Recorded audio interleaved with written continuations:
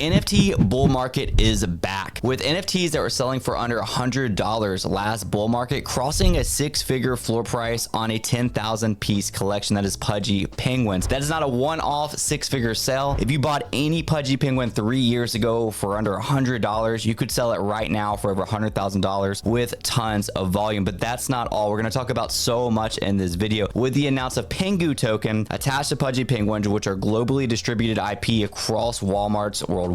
We're going to talk about some other NFTs to look at, some comebacks coming, 2x, 5x floor prices, and the future of those, why all this is happening, and of course some tokens attached to all of those. So there's a lot to dive into in this video, so let's dial in. First and foremost, one of my favorites, Sappy Seals. I made a video during the bear market of buying this cute little thing for $1,500. I got laughed at on all social medias for spending so much on a stupid little seal. Since then, they dropped a token that's up 5x. It's called P1xel. I got thousands of dollars worth of that token. I've gotten so many free airdrops included in so many exclusive activities around the world. And guess what? This little floor price on this little seal that I bought is over $4,000. There's lots to be speculated about seals right now, with allocations of the PENGU drop, allocations of other tokens that are dropping soon, being able to get that abstract role in the Discord, and so much more. So I'm super excited to be a Sappy holder, as well as a lot of other projects that I'm seeing just flying off the shelves right now. Also, shout out to Gary V for making a comeback. I actually own his VFriend Series 2 that I minted last bull run, but he's on an NFT buying spree with, you guessed it, buying a Sappy Seal on one of his last purchases. So welcome to the Sappy Seal fam, Gary Arf. So why is all of this happening? Well, there's a lot of speculation and a lot of just objectivity.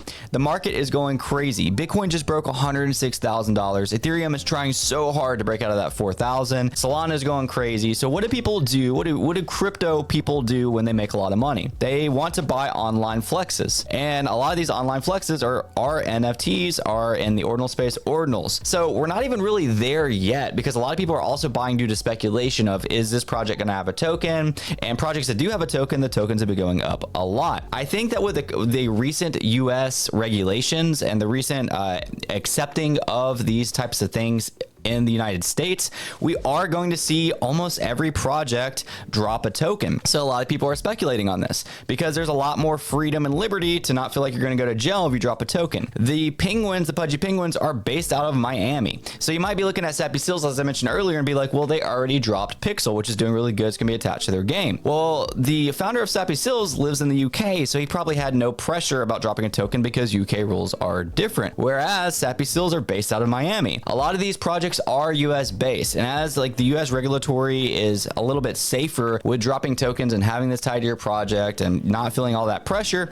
I think a lot more projects are going to be dropping tokens. That being said, a lot of the projects that are pumping right now already have tokens attached, so not all of it is due to future token speculation. This is what in 2021 we would refer to as the airdrop season. That's when holding one of these really expensive assets gets you more airdrops than what the underlying asset is worth. This is a really cool thing that happened in 2021 that we're already kind of seeing now. So going back to whatever you're holding, especially if it's a community that could be partnered with a lot of others, it's good for the floor price of the NFT. It's good for the token price. I got a message last night, I'm no longer a holder, that this token Mocha that I was holding from just doing some of their objectives, not even currently holding one, was up like 400%. My holdings hit a different bracket. It went from 3 figures to 4 figures, and I barely even had any just last night due to all these partnerships that they're getting. And this was, of course, Mocha token. So the two things I want to leave you with on this video is, let's look at some projects that I am bullish on and I think can do well, and also let's look on the specifics of the PENGU token drop, because that is dropping in the next 48 hours, actually probably the next 24 hours. So as far as the projects that I think are going to do well, of course not financial advice because everything is pumped right now.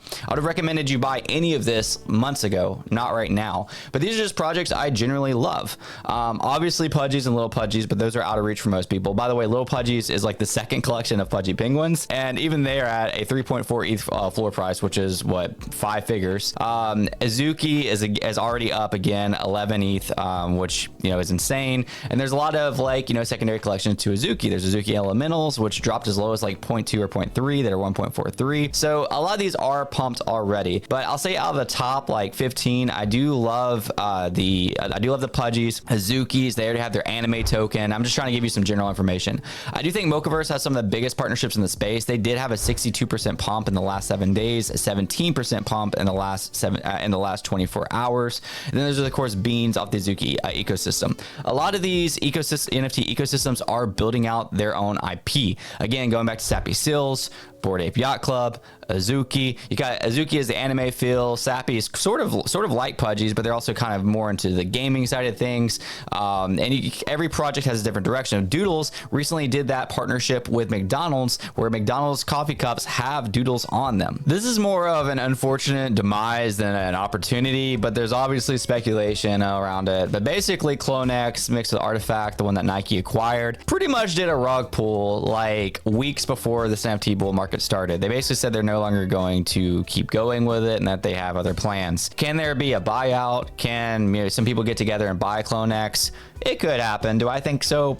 Probably not, but currently CloneX is sitting at 0.3 ETH. After that, unfortunately, they were worth a couple of ETH, and I honestly think they would have been one of the winners of this right now that we're looking at, probably even over 10 ETH if that did not unfortunate event did not happen. But it's definitely a play that some people are looking for high risk, high reward. I'm gonna be honest with you guys, I personally don't like looking at NFTs as far as let me buy this low and sell this high later. I really like the benefits from holding an NFT, between of course, the financial benefits of the airdrops, the communities, the alpha. I made a lot of videos on how holding some NFTs like Bodagos made me money in meme coins in the last few months. So I would definitely consider that when looking at NFTs, because at the end of the day, if the price does go down, let's say that this is just like a bounce and we retrace, you're not sad that you spent 1 ETH on a PFP and now it's 0.5 ETH or 0.6 ETH or whatever. You have the benefits that come along with that. And sure, you could have got in lower, but here you are.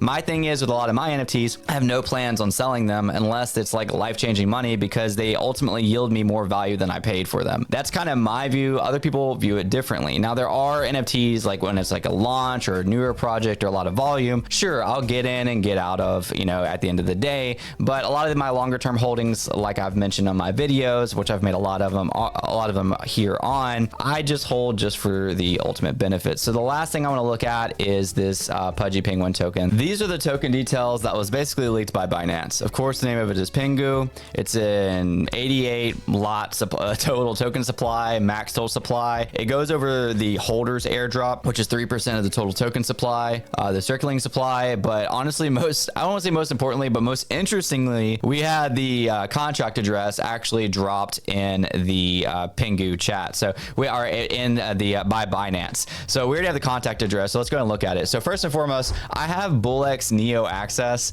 and the only way you can get in is through creators like myself right now. It lets you skip the waiting line and go straight to it. I highly recommend using BullX for things like PENGU. I personally wouldn't just go off the address on the picture. I would wait for the claim, which is tomorrow, and the ultimate drop. So we'll see how that goes. But when you do get that contact address, I do recommend using something like BullX to optimize transactions to get them through. I actually just uploaded an entire video on how to best use this. It was my last video, so go check that out.